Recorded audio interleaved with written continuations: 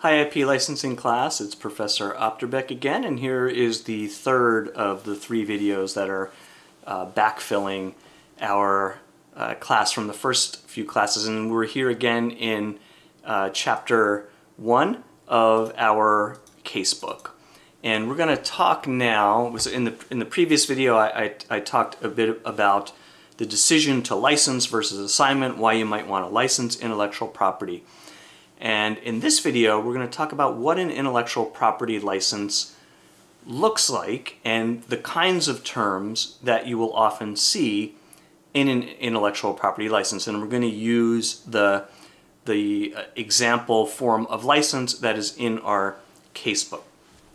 Now, first I want to say about this, there is no one universal form of intellectual property license.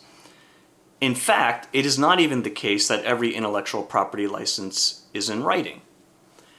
Now, when we look at some of the specific statutes, when we talk about copyright, for example, we'll see that an assignment of copyright needs to be in writing, signed by the copyright owner, and that's a matter of law, that's a matter of statute. But if we move more broadly into different kinds of license agreements, it's not always the case that you need a writing for the license to be enforceable. So there's an intersection here between intellectual property law and basic contract law. At the end of the day, an intellectual property license is a contract, whether it's exclusive or non-exclusive. So, whether that, as you know, contracts don't always have to be in writing. Now again, just be careful, because with some kinds of rights, as we get into it through the semester, as we talk about specific kinds of licenses, we will see that the statutes require certain things to be memorialized in writing, but not always. Now, it's even the case that an intellectual property license can arise through conduct. As you know, a contract can arise through conduct. And so, of course, an intellectual property license can arise through conduct.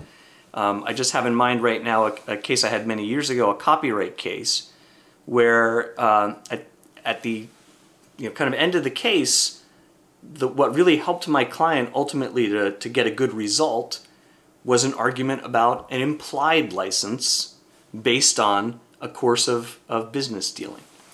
So it's not uncommon that there will be arguments that there are implied licenses that happen through conduct, and it's not uncommon that business people will, in the case I'm talking about, it actually involved an artist who was preparing, this was kind of old analog days, was preparing on big artboards, artwork that was going into commercially produced home furnishings, like rugs and floor mats and things like that.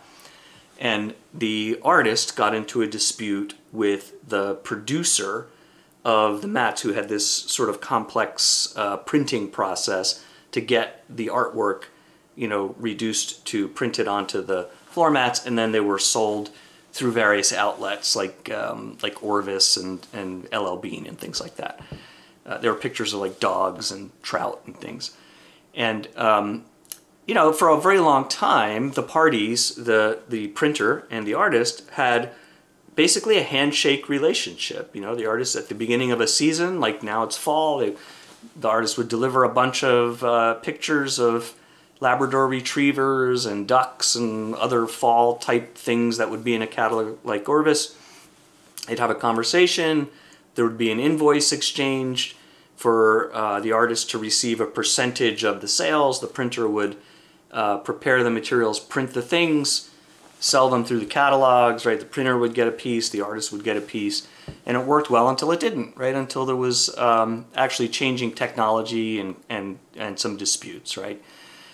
So that does happen, but it's not ideal. Now, in that case, I represented my client only after litigation began. Had I represented that client from the beginning, and my firm didn't represent that client from the beginning, we would have advised the client, hey, look, the handshake deals is nice, but you're dealing with the copyright, things can get tricky, and it's better for everyone let's put it in writing, right? Let's make clear exactly what you're doing, what kind of license it is, how long it lasts, when it can be terminated, and so on and so on.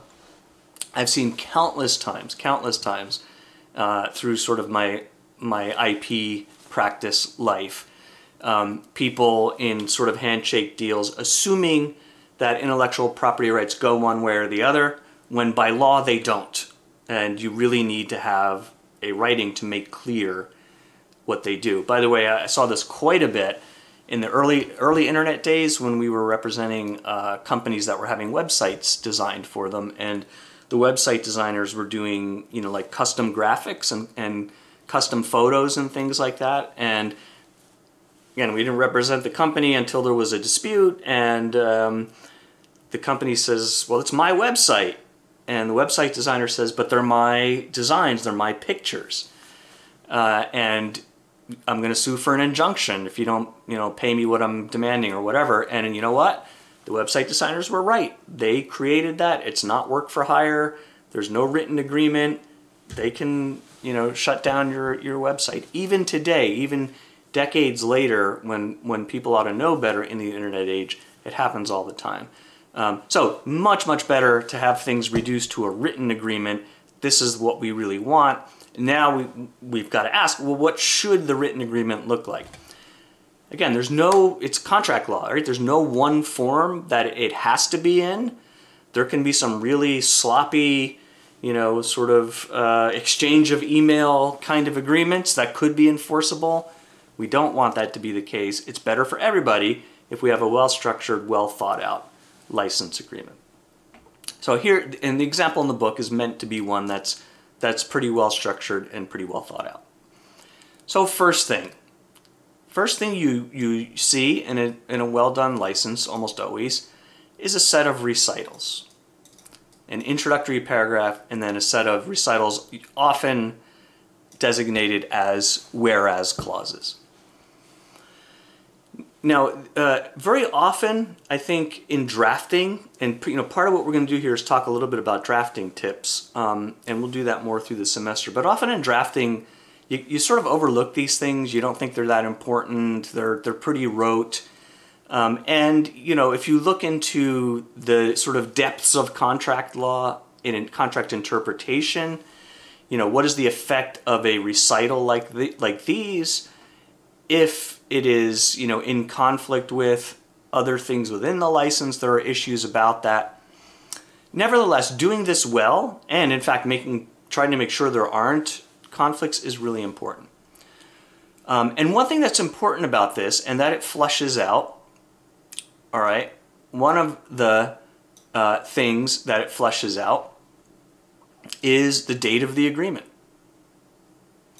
Now, why does this matter? The date of the agreement. Now, there may be in some agreements elsewhere in the agreement sort of the date of the agreement and then the effective date on which the license term begins. It could be the case. If we don't have that, we're probably going to presume that the license term begins on the date that the agreement is entered into, unless it says something else in the body of the agreement. So this date is going to tell us something about the beginning of the term of this license and when there are legal obligations between the parties. And so here it's actually defined as the effective date, right? So the amount of money that's owed back and forth may well depend on this date. So you want to make sure you get that date right. And then you see the parties. And well drafted, right? You will have the name of the party, you will have the legal status of the party, you will have the address of the party. It could be an individual, or it could be a business. So here, right, a university, this is going to be a unique legal structure. It's a land-grant university, but we're going to stay with that is, where it's located. Conway Rackett Limited, a Delaware corporation. So now, in doing this, we know who the licensor and who the licensee is. One of the good questions at the end of this document in the textbook, right, where it talks about the parties, I'm going down to, sorry, I know I'm scrolling down here, all the way down here to the questions. Yeah, here we go. All right. And here are some examples, if you just take a peek at these, where fleshing out who the parties are can make a real difference. You know, so for example, in this first one, Xmart, you know, a kind of mid-size, mid-market size business contracting with Reliable Software. It's an important piece of software, and Reliable is listed as a DBA for a sole proprietor. DBA means doing business as, right? So Dave Opterbeck doing business as Reliable Software. It's not a corporate entity necessarily. It's just an individual, right? A sole proprietor. Well, you may not want to have this really business critical piece of software only be backed by the resources of a sole proprietor under a DBA name. What if something goes wrong, right? Is that party you're doing business with, do they have the financial resources to make it right? Right? Do they have the financial resources if there has to be a lawsuit to cover the losses, and or do they have the financial and business resources to fix a problem when it arises? So those sorts of things can be flushed out sometimes in this part of an agreement. Also, just really important in good lawyering to get these right. And it's a sort of a common mistake, because especially if a party's doing like volumes of licensing, to have something wrong in here. A lot of times you can go back and fix it if you have to. I mean, stuff goes wrong, but it never fails, right? The dispute arises, and lo and behold, the wrong entity is listed here.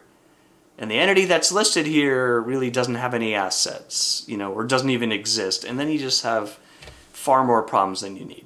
All right, so there's our beginning. The recitals, these whereas clauses.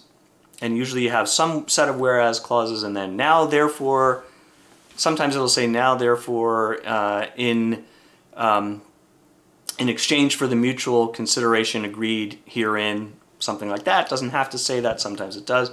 Parties agree. This will give some background. Generally, courts say whereas clauses are not legally binding in and of themselves, but they can be useful as interpretive background for the other clauses in the agreement. So it's useful to give a bit of background and explain. It's also useful because you just never know months or even years or even maybe decades, depending on the term of the license down the line, if some other business person or some other lawyer, right, is inheriting this file, it can give that person a little background for why the business deal was done the way it was, and, you know, whether it needs to be changed.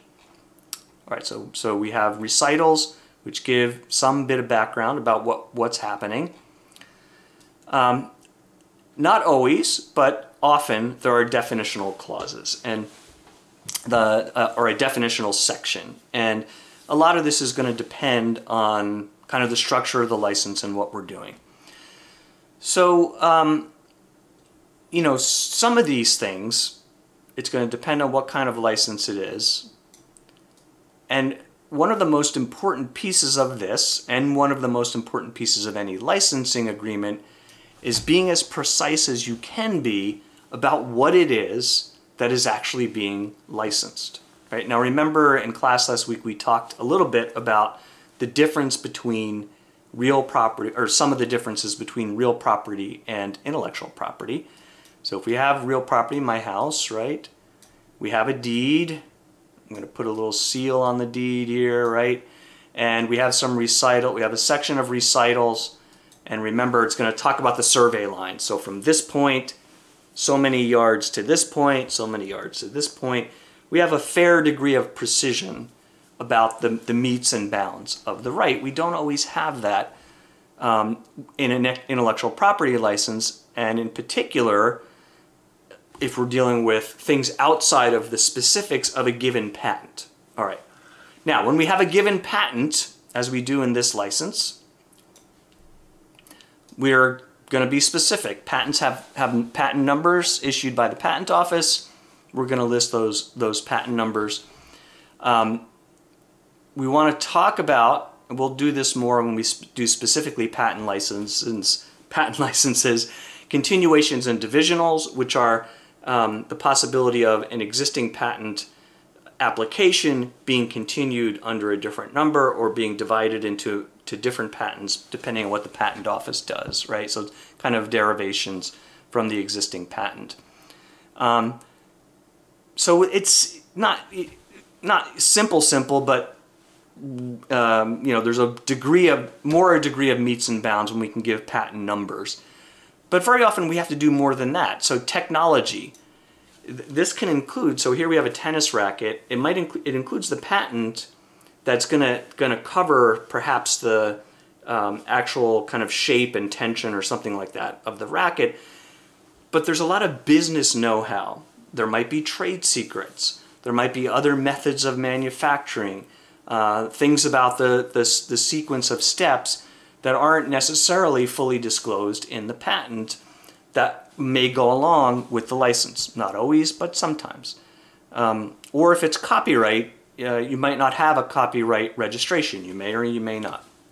So there you might have an addendum or an attachment that gives some more detail of what the technology is. And this can be an important negotiating point. In either case, it's to both parties' benefit to be as precise as you can be and as clear as you can be in this description.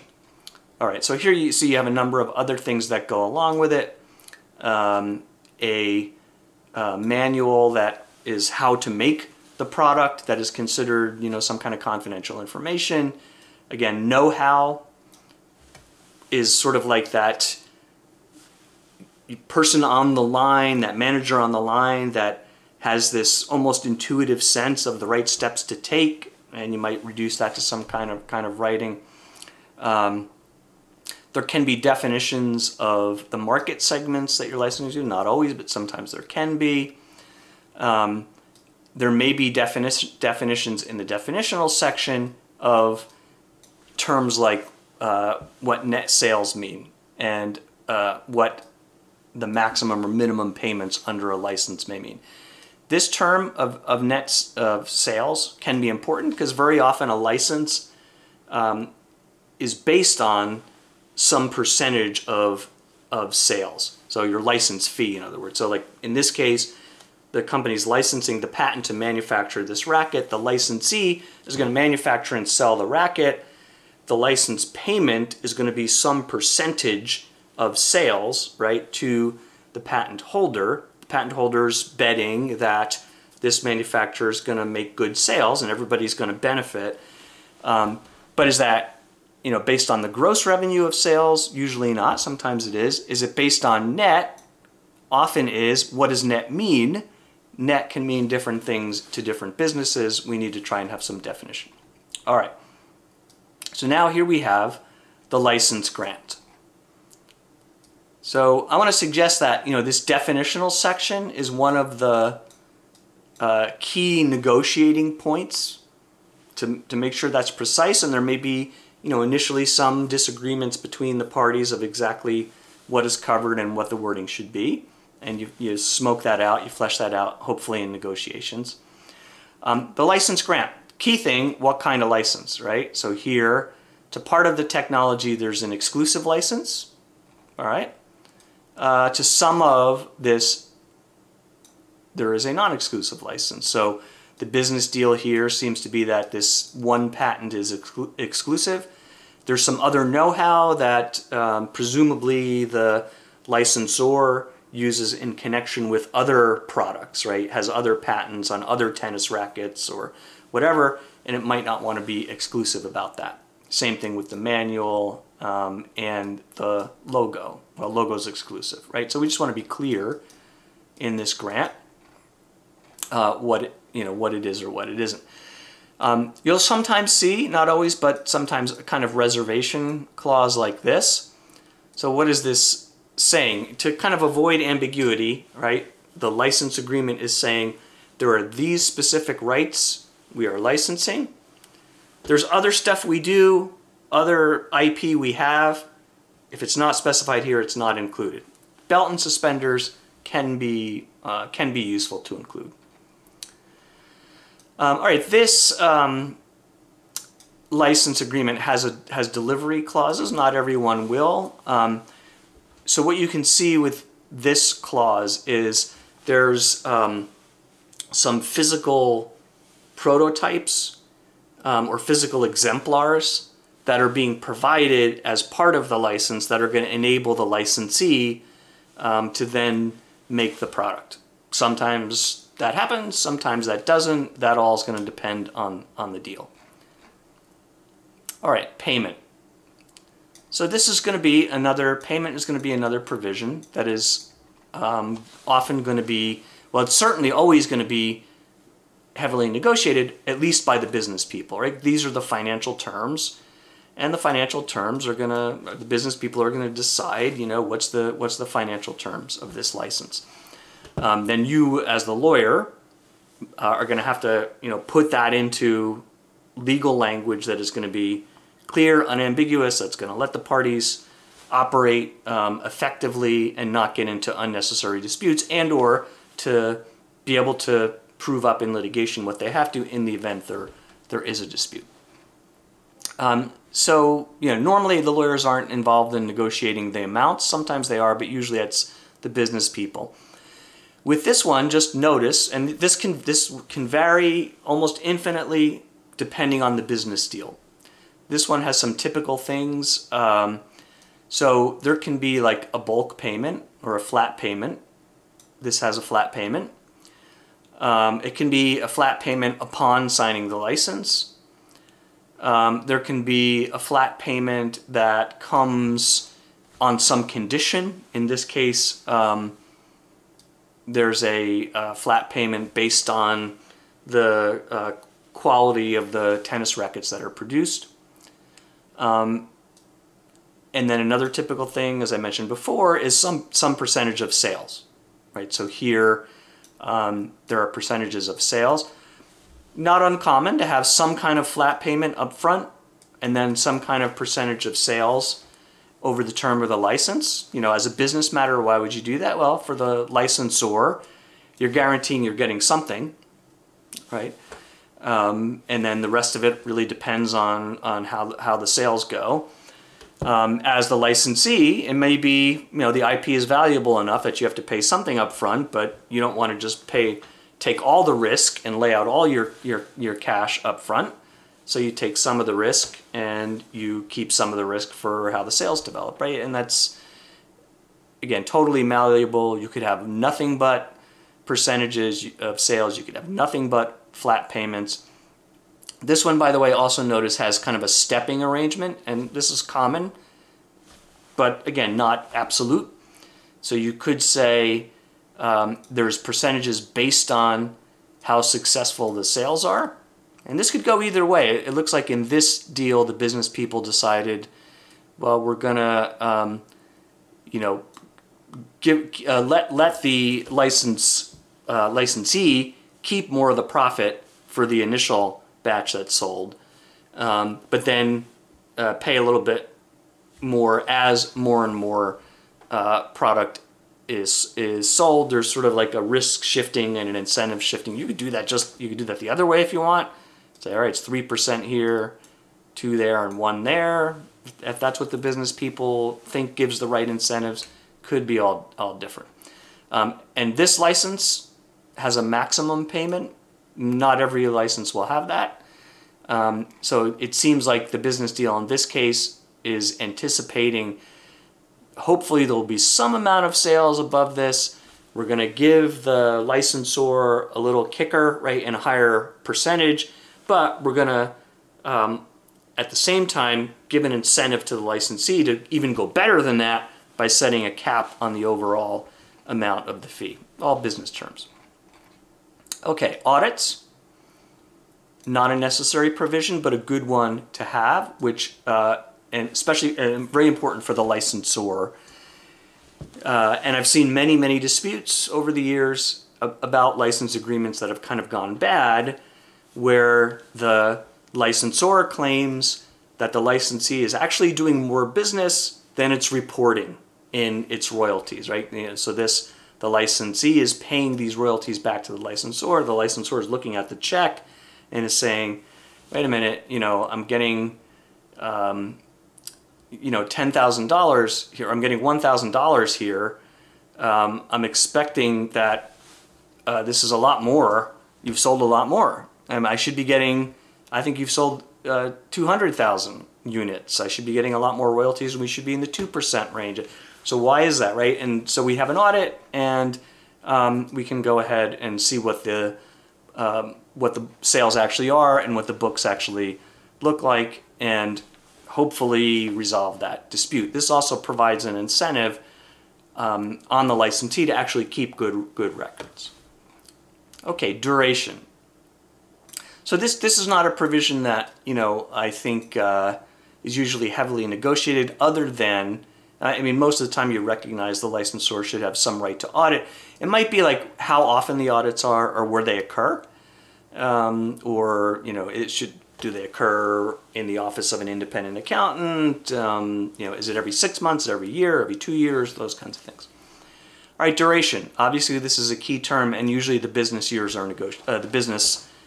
people are negotiating this term. And you can see how the length of the license is going to work together, right, with the payment terms, the amounts of the license, to sort of set the definition of what is the possible upside for the licensor and what are the risks.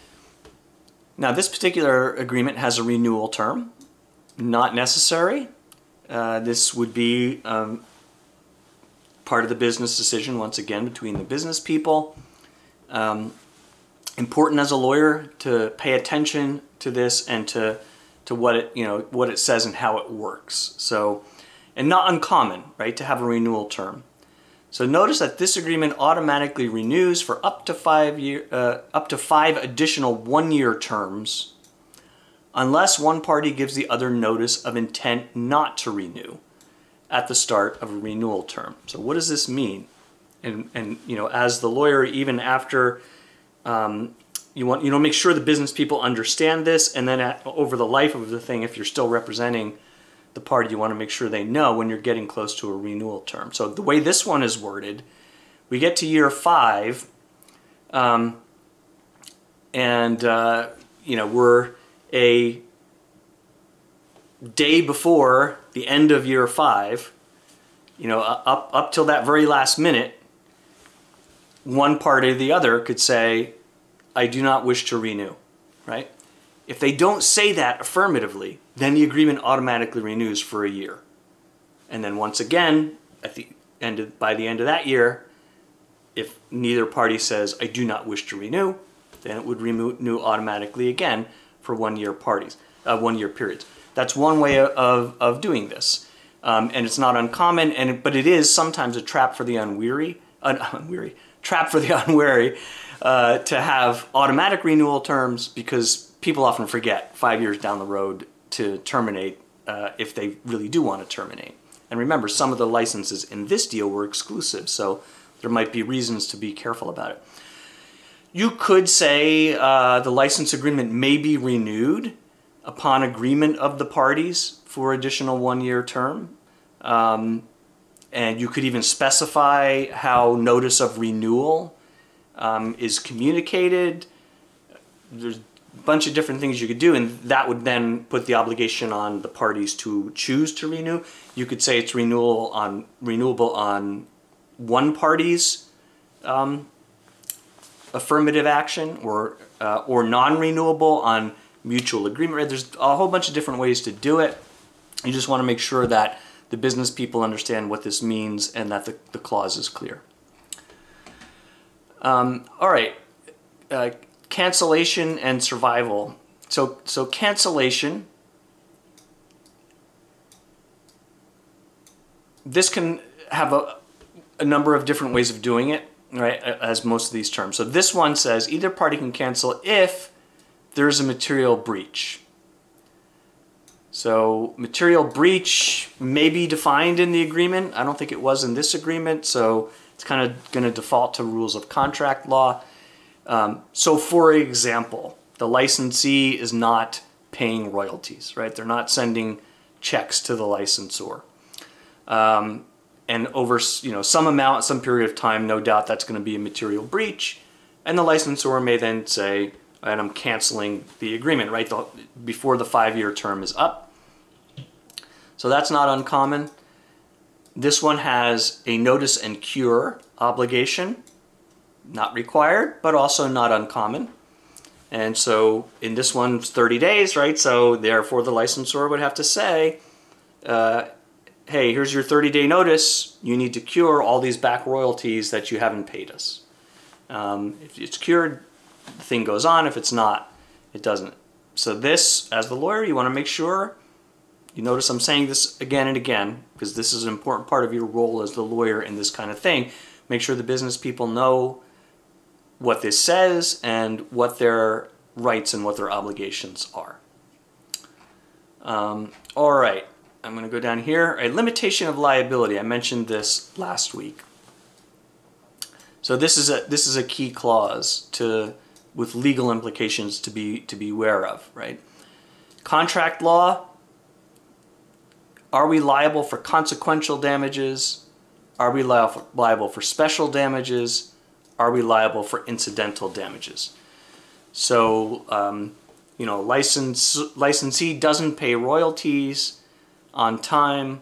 Licensor doesn't receive that cash. Because licensor doesn't receive that cash, it's not able to satisfy its obligations, and its entire business goes out of business. By the way, that little case I mentioned with the person, the artist, and the rugs, right? That was one of the arguments the defendant made, saying, you're trying to cancel this license, you're putting me out of business. That would be incidental consequential damages. If they had a writing and it disclaimed those, it wouldn't have been such a big problem, right? Now, this could be negotiated. I mean, you could, one party or the other could stay on the hook for these, but it's unusual. All right, warranties.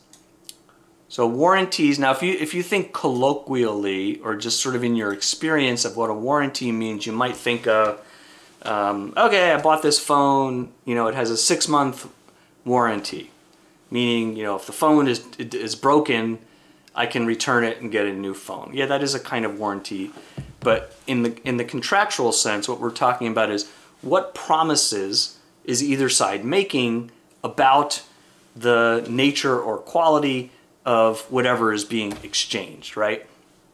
In intellectual property, it's often about the licensor saying the intellectual property is valid and it doesn't infringe some third party. Not a required term, but certainly something as a licensee you want to see, right? The licensor owns the IP, is free to license it, and doesn't infringe some third party. If you're having warranties like this, then it's very good to have, from the perspective of the party making those warranties, a kind of limitation or disclaimer. And in particular, you're often going to see this language: implied warranties of merchantability and fitness for a particular purpose. You've probably covered this in contract law. If you've had commercial law, under the UCC, you will also cover this. But in the sale of goods, and intellectual property is not exactly the sale of goods, but it still could apply. You often have these implied warranties that sort of give a heightened implication of what the product being sold or leased is capable of or is good for. And you don't want to have those from the perspective of the licensor, unless there's some reason you're including them. Better to just include. All right. Indemnification. Another important provision to include from both parties. All right, if there is some claim, and from the licensee's perspective, this is really important, if there is some claim that the IP infringes a third party, right? So in this case, we've got the licensor out there manufacturing, selling these tennis rackets, and then some third party comes out of the weeds and says, hey, what you're doing actually infringes my patent. You know, you're doing it according to the patent that you were licensed, but you have this know-how. You're taking these additional steps, maybe, right? These additional steps infringe my patent. Now, all of a sudden, as a licensor, you're facing this patent litigation. That's probably not a risk. I'm sorry, as a licensee, that's probably not a risk the licensee wants to take on. And maybe they do, right? Or maybe that's part of the deal. Maybe the licensee is willing to take that risk, but you want to specify and negotiate that. And most, probably 9 times out of 10, the licensor is going to, hold the licensee harmless, indemnify them, step in, right, if there is that kind of claim. And you're going to specify in that provision what happens. You know, usually the party that has to step into the indemnity wants to be able to choose its own counsel, to defend the case, to settle the case. That's a really important provision. We want to have that. Okay, now in these bits down here, I'm going to kind of go down here, sort of all the way to here. You know, these are often sort of considered standard clauses or bells and whistles. They may vary across different agreements, but you do want to pay attention to what they say. A forum selection clause, not necessary, but it can be useful and helps the parties know, and often this will depend on the bargaining power. Which party has more bargaining power may want a dispute venued where they are. I don't think here there is an arbitration clause, but you may sometimes see in a forum clause an arbitration clause or some other dispute resolution clause that requires disputes maybe under a certain threshold or any dispute to be submitted to binding arbitration or non-binding arbitration or mediation. A lot of different things you can do with that. Choice of law is useful to have. You know, from contract law, you may know a little bit about default rules, which can be fuzzy about which state contract law applies, so you can specify that. Attorney's fees, not necessary. I'll tell you honestly,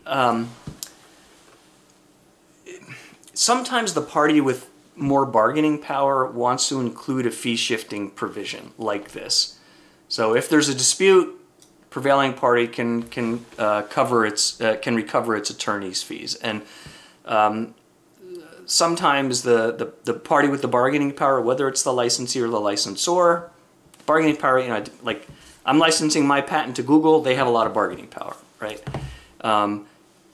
Maybe if my patent is really hot to make these tennis rackets, maybe the patent owner has the bargaining power, and you think, I'm the likely one to get kind of worked over in some kind of dispute, I'd rather be able to get my fees. Can be useful. I have found that no matter which side you're on, this clause comes back to bite you. That's my experience. I hate them. I always strike them out. Now, you know, sometimes the negotiation is the other side won't agree, but you know, if it's the prevailing party clause, you know, then you might well think that your client has the better bargaining power, and then down the road your client might well think that they've got a solid claim, but something weird happens and they lose, and then you're on the hook for fees. And even more, I find it just distorts the balance of the bargaining process. You know, if someone's delinquent in paying the license fees, you want to, I feel, as the licensor, right, you want to be able to put the pressure on them to pay. Or if the licensor is being unreasonable as the licensee, right, you want to have some pressure to put on them, even with just the threat of litigation. But if you have this fee shifting, I don't know, to me it changes the dynamic so much, I don't like it. But they're not uncommon. Exports, this all depends on, this is a little bit of an unusual clause in here, but it all depends on what the technology is. I'm not sure why, in this case, there would be export controls. That's an odd provision to me. I'd have to look at what the actual patent would be. Export controls usually means the technology has some sensitivity and or some dual military and civilian uses. And the U.S. Trade Department has actually restricted the ability to export some of the technology to other countries. Some encryption technologies, for example, there are restrictions, like you can't export certain encryption technologies to Iran, right? Things like that. This is a little unusual here. You'd more likely see some territorial limit, particularly maybe to prevent gray market or things like that. An integration clause is very useful. Complete agreement, right? Any parole evidence is merged into the final agreement. Any drafts, right? That deals with the parole evidence rule. And you can only amend it through a signed writing. That's a useful provision to have. Severability. This all depends on the deal. A very complex deal, you might allow certain clauses to be severed and still enforceable if other parts of the deal are not upheld. A simple license like this, very often you say it's all or nothing. Assignment clause, common to have non-assignability, but not always. Yeah, it depends on the licensor's interests, on what the markets are like, on what the licensor expects the licensee to do. Might be a possible business structure where you're licensing to a party who's collecting some other licenses and then sub-licensing them out to other manufacturers, maybe. Notices, this kind of thing is useful. This overnight carrier is a little bit outdated, right? I mean, I think now it would usually be by electronic mail, followed by some other means. You might even specify text or some other method, right? But it's very useful to have a point of contact so it's clear who has notices, right? Signatures, a date, signed in counterparts via fax. Again, this shows that this form is outdated. We wouldn't do fax anymore. What you may well see today is electronic signatures. So you might have an agreement that is e-signed. Counterparts just means that you don't have to have the ink or electronic or other signatures all on one document. There might be signatures on other documents, and you put that together. And then, of course, the proper entities signing. I have seen in situations where the party that's listed in the recitals is not the party that signs, and that creates all kinds of problems. So these are just some typical things and a typical format that you might see in an intellectual property license. What I've tried to suggest here is that the flow of the overall thing, parties, effective dates, some recitals and definitions, financial terms, certain rights about auditing and inspection, the duration of the agreement, warranties, limitations, and indemnities, and then the kind of standard clauses, if you want to call it that, are pretty typical and pretty typically in this flow. The actual terms can vary, of course, depending on what the actual deal is. Even the flow can vary. There's no reason you couldn't have, these provisions up front. You just normally don't, because you expect to see the more directly substantive provisions up front. All right, so this is a sort of an initiation into what these documents look like. And as we go through the semester, we'll look at some more examples, and by the end of the semester, we'll write our own in the kind of skills part of the class.